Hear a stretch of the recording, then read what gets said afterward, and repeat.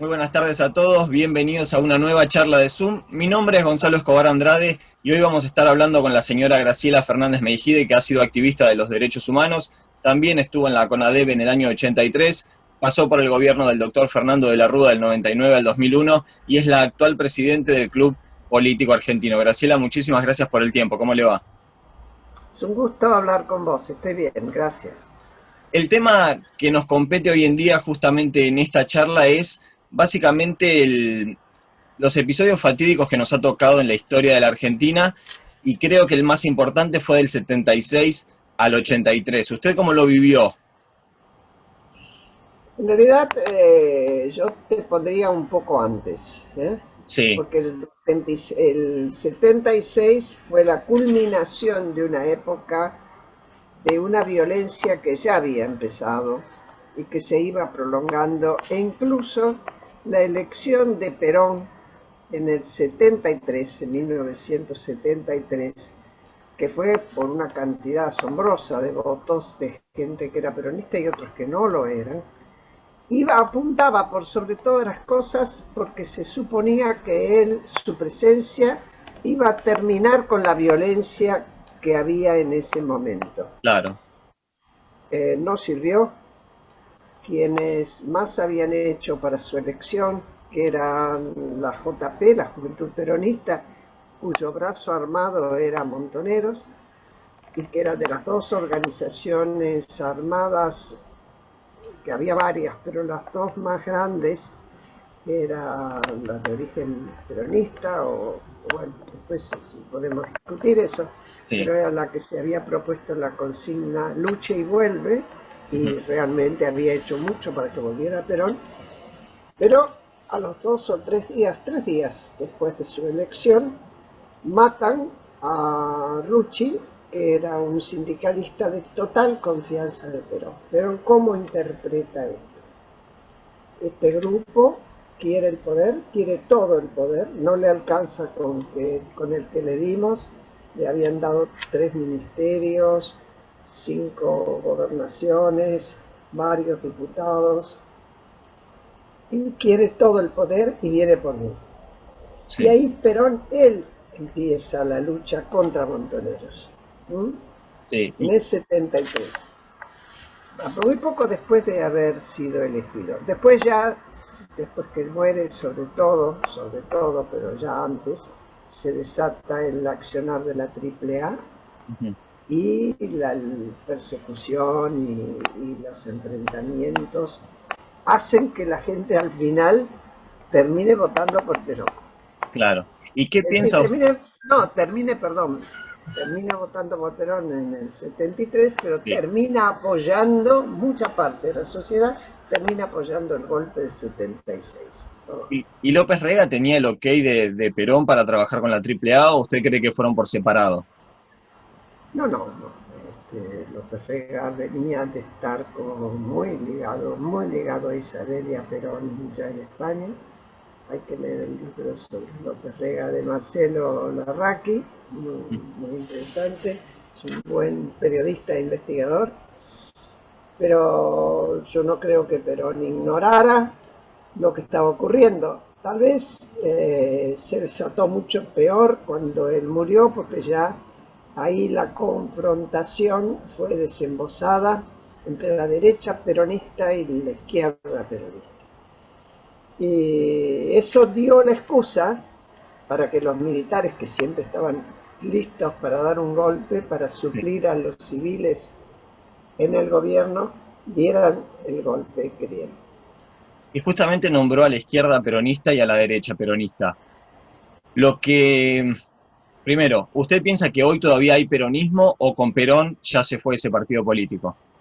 No, no, no, no, el peronismo pervivió.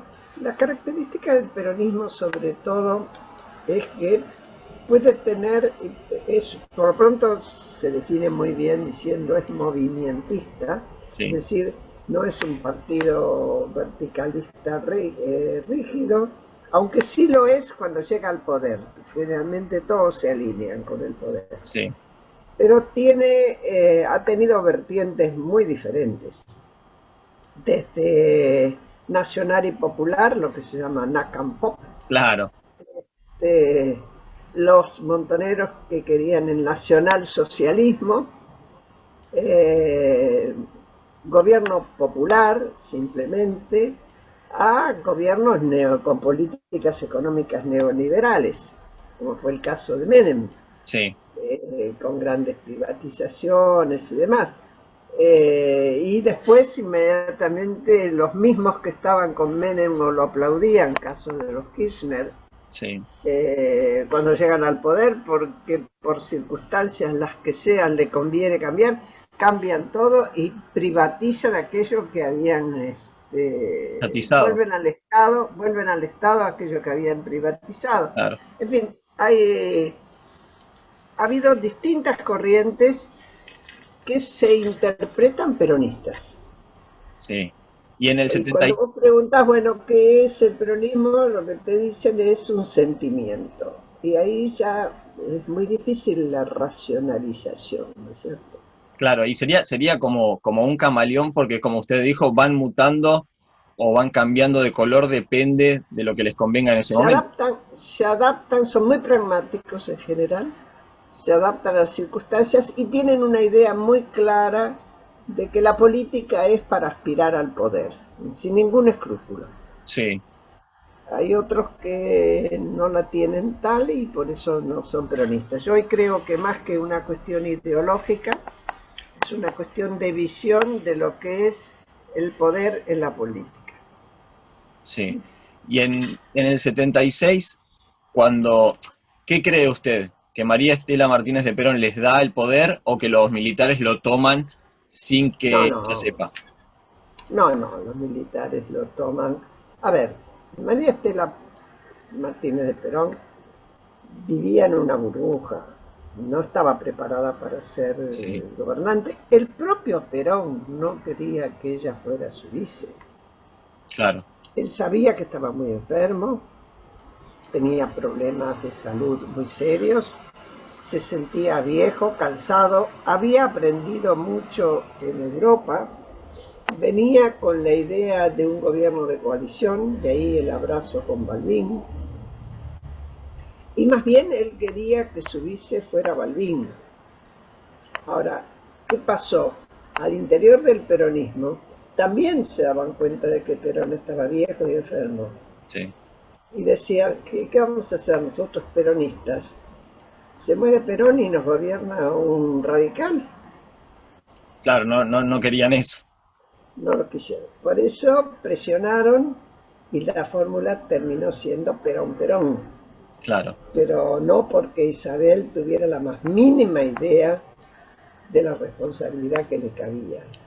Y quedó muy en manos de ese personaje muy siniestro, muy confuso, que era López Rega, ujú, que la conducía. Ahora, eso, así como pudo llevarla de las narices López Rega, también cuando viene el golpe, Isabel no puede reaccionar, ni nadie iba a salir a defenderla.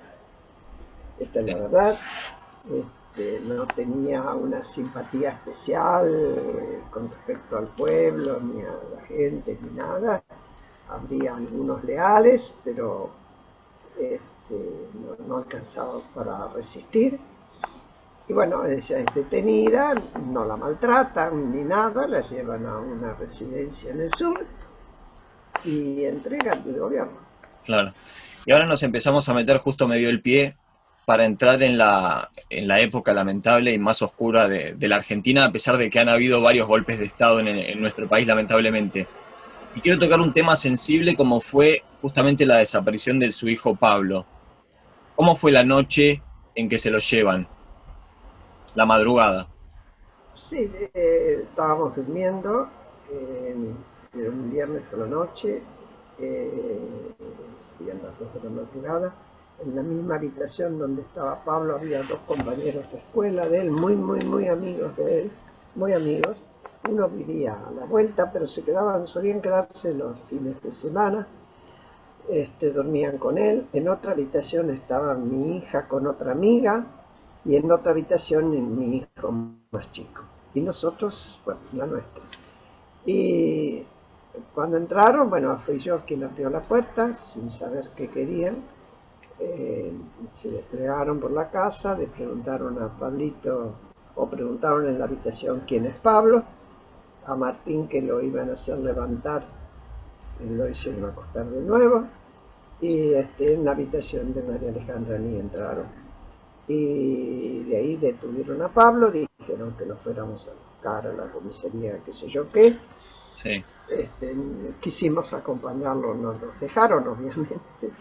Y bueno, apenas se fue, nos vestimos volando, eh,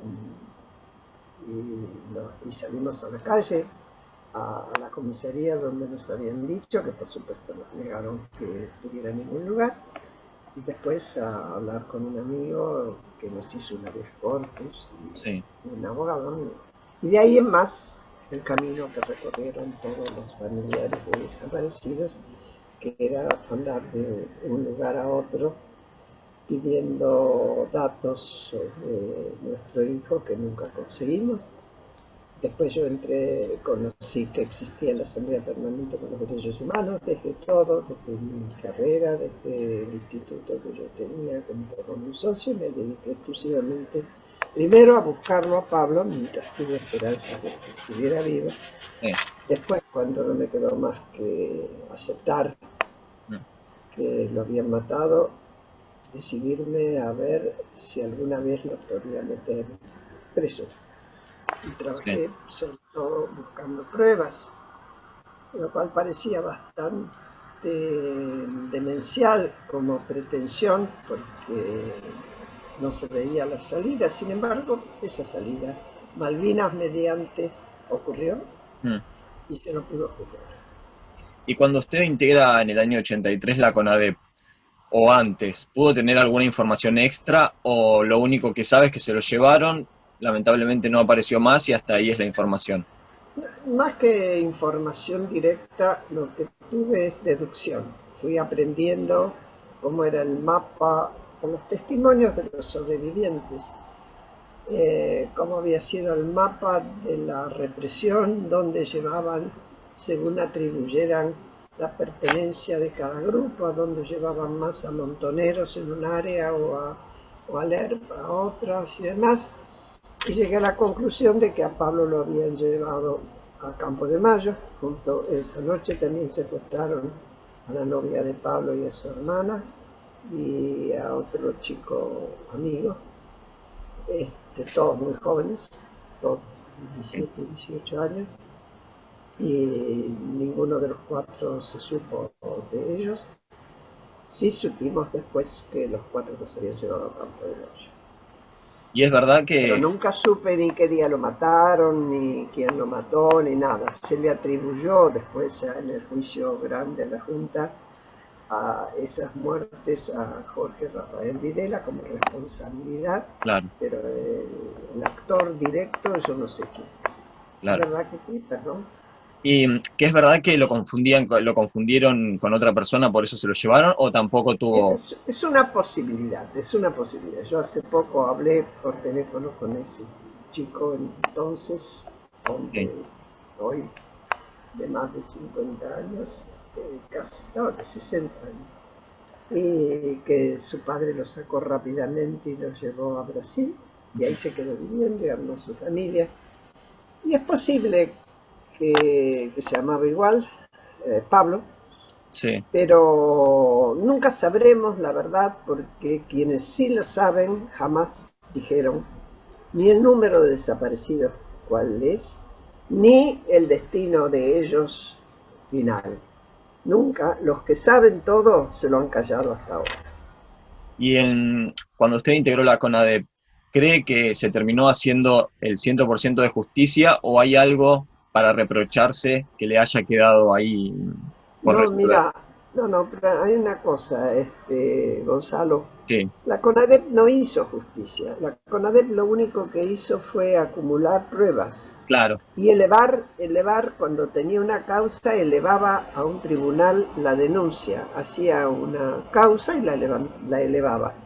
no era un tribunal, era como una prefiscalía, para decirlo de alguna manera. Sí, Nosotros lo que sí somos conscientes, por lo menos yo era consciente, de que cuando terminó la CONADEP, que tuvo que pedir 3 meses de prórroga porque no llegábamos a hacer el informe, ya que la información que recibimos era muy superior a la que creíamos que íbamos a recibir,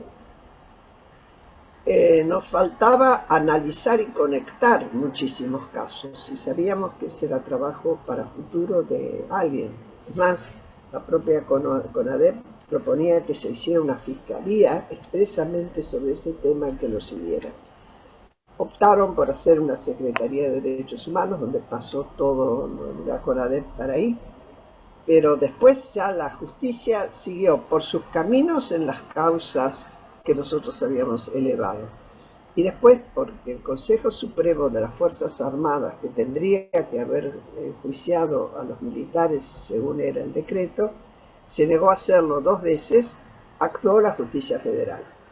sí, Y por eso lo juzgó la justicia civil, digamos, claro, y no una justicia militar, ¿no? Y entonces fue el juicio que hasta el día de hoy no tiene parangón en el mundo. sí. No hay nada con qué compararlo. Sí, no, nunca Es hubo en el decir, mundo uno algo así. puede comparar, pero no es, ha sido el único lugar donde, no porque otros no hubieran querido, sino porque se dieron las circunstancias que la sociedad y la justicia del propio país juzgó los crímenes de un terrorismo de Estado como no se hizo en ninguno de los otros países de Latinoamérica y tampoco en Europa con los crímenes nazis o en Kosovo, lo que fue la vieja Yugoslavia, ¿no? Claro. La última cortita ya para ir terminando. Antes que nada agradecerle estos minutos que nos ha dado y la verdad que siempre hablar con usted es algo gratificante. Si quiere me lo contesta, si quiere no me lo contesta. Usted Como que, siempre. usted como siempre, es verdad. Usted que estuvo en el gobierno de la Rúa, ¿cuánto del final del gobierno tuvo que ver el peronismo? ¿O es mito eso? No, había otras circunstancias. Por lo pronto, en el gobierno de la Rúa, el primero que defeccionó fue el vicepresidente. Sí, Y a los 10 meses de empezar el gobierno, eso no era cualquier cosa, porque la fórmula compuesta por De la Rúa y Carlos Chacho Álvarez, tenía el sentido de reemplazar la institucionalidad que esa alianza no tenía por falta de tiempo. claro. Es una alianza muy reciente. Entonces estaban ambos para dar así el símbolo de que eso no se iba a romper porque estaban los dos jefes políticos. Pues se rompió. Ese fue un primer golpe y una falta, es decir, el quiebre de una de las patas del gobierno, Sí. política. Y después, como de costumbre, las crisis económicas hicieron lo Ujú. suyo y visto a la distancia, a De la Rúa y a nosotros en total, en general nos tocó el fin del gobierno de Menem, que dejó una deuda muy, muy, muy grande, Sí. mucho más de lo que creíamos, y que no se pudo, no se supo remontar. Tal vez hubiera hecho falta un estadista importante, pero hay que tomar en cuenta que Alfonsín, que sí lo era, Ujú. tampoco pudo con el tema de la economía. Esta es una reiteración que tenemos los argentinos, que no sé cuándo vamos a ser capaces de cortar esta cadena de situaciones difíciles en lo económico que después terminan tumbando los gobiernos. Sí, eso es lo malo, que siempre lamentablemente terminan tumbando a los gobiernos y la sociedad Elegidos entera. por la gente. Exacto, y encima la sociedad tiene que bancarse lo de la política, los desfalcos que hay en la política y todo lo que eso conlleva.